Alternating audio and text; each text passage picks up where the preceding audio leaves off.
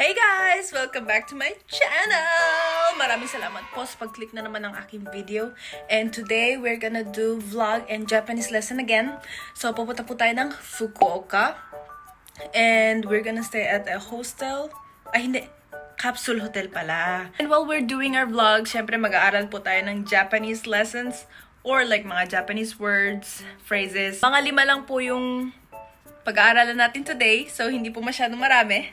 And yeah, I hope you will enjoy the video and that's all. Let's get on to the video. Yes. Okay, so ang ating first Japanese is ittekimasu. Ittekimasu. Ang meaning po nun ay paalis na ako or yun po nagpapaalam kayo. So for me right now, I can say Fukuoka ittekimasu. Ibig sabihin, papunta ako ng Fukuoka. Ittekimasu. Okay guys. Nandito na tayo sa Fukuoka. Tayo po ay papunta na sa ating pag-i-stayan na capsule hotel. Kasi mas mura doon. Kaya one night lang naman. Let's go!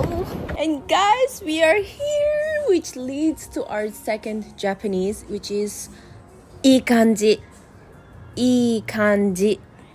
Marami po siyang meaning like it has a pretty good vibes or it's great, it's absolutely fantastic, ganun. Ikanji. So pwede ko pong sabihin, this place is ikanji. Guys, what the heck?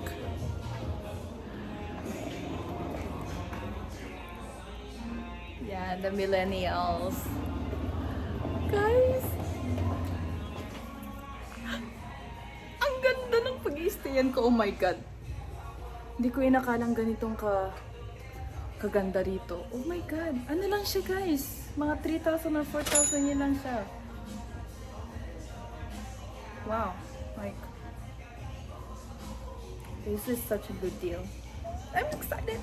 Para sa akin guys, parang life hack ko na to na minsan maganda rin naman magstay sa hotel, you know, yung meron kang sarili mong room.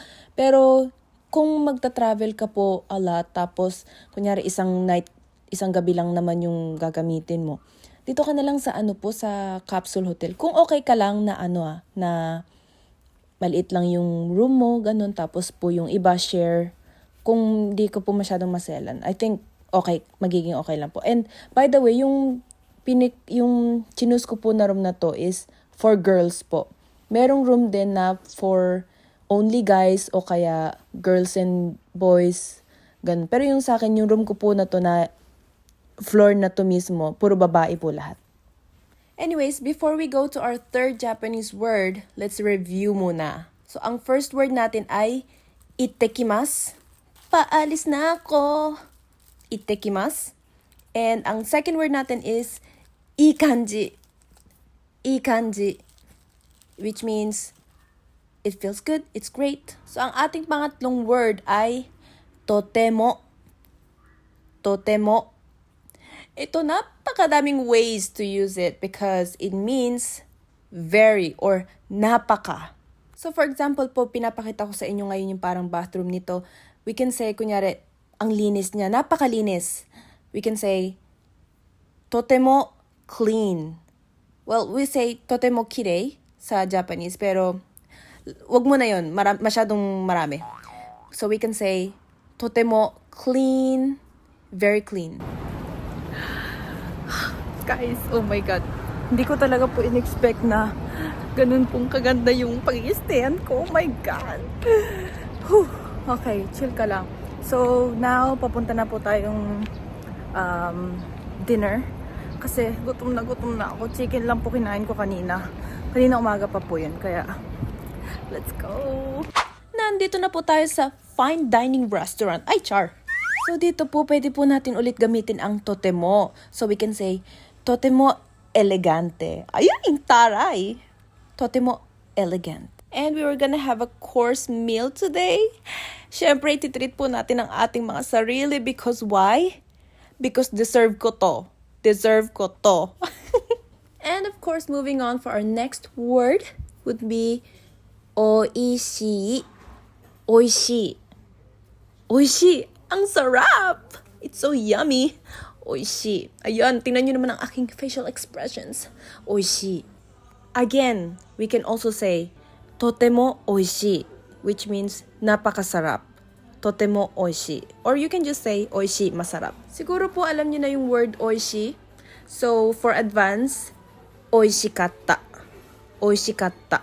Ibig sabihin po, it was good, it was yummy. So, ibig sabihin, past tense. Oishikatta. So, example po, my dinner last night was oishikatta. Last night, ibig sabihin tapos na. So, magiging oishikatta. So, I'm back as you can see. And meron po silang bar sa first floor. So, I got a drink. Ano po siya? Old-fashioned. Ayan po ang aking go-to drink. So, guys, if meron po kayong go-to drink, type nyo na lang po sa comment. Kasi gusto ko rin pong i-try yung mga ibang cocktails, drinks, ganun. And now, papunta na po tayo sa second floor. Nakikita nyo naman, maraming mga cherry blossoms, eme-eme.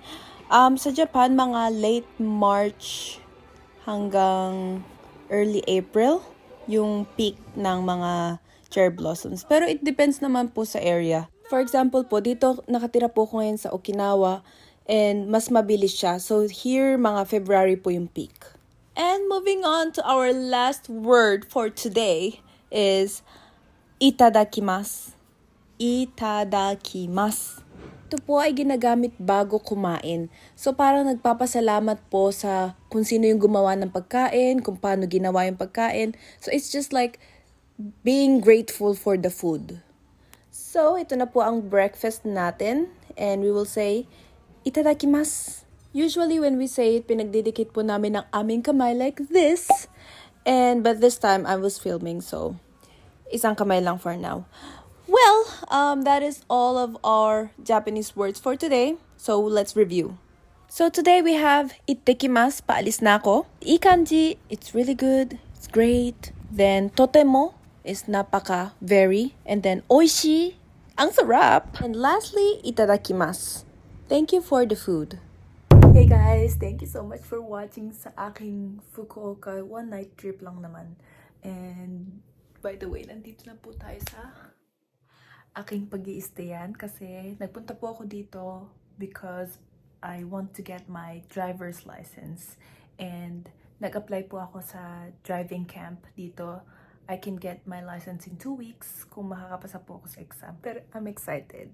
And yeah, okay, well, thank you so much for watching my video. And stay tuned for the next one. See you guys again in my next video. Don't forget to subscribe and like din po pala. Okay guys, bye!